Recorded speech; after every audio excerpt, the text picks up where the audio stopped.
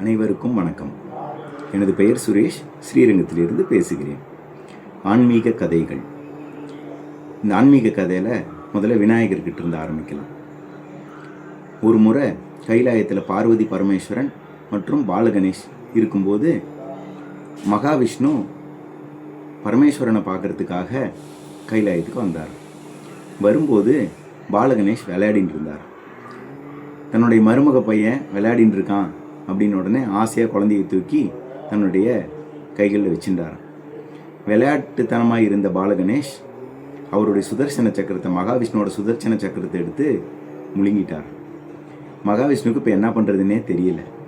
உடனே என்ன பண்ணாராம், குழந்தையை கீழே விட்டுட்டு குழந்தைக்கு சிரிப்பு காட்டலான்ட்டு தன்னுடைய 4 கைகளால் அவருடைய காதை பிடிச்சிட்டு உட்காந்து எந்திரிச்சாராம். இதை பார்த்த பாலகணேஷ் வயிற்றுக்குள்ளே இருந்த சுதர்சன சக்கரம் வெளியில் வந்து விழுந்து கொடுத்துட்டு போயிட்டார். அப்பாடா, தோப்பு கர்ணம் அப்படின்னு இதுக்கு சொல்கிறோம். நம்ம சொல்கிறோம் இதை பேர் தோப்பு கர்ணம். தோற்பு அப்படின்னா 4 கரங்களால், கர்ணம்னா காதை பிடிச்சிட்டு உட்காந்து எந்திரிக்கிறதுக்கு பேர் தோற்பு கர்ணம். அது நாளடைவில் மருவி தோப்பு கர்ணம்னு ஆயிடுது. இந்த தோப்பு கர்ணத்தோட அறிவியலும் இணைஞ்சி என்னன்னா, நம்மளுடைய மூளையினுடைய செயல்திறன் அதிகமாக வெளிப்படுது அப்படின்னு கண்டுபிடிச்சிருக்காங்க.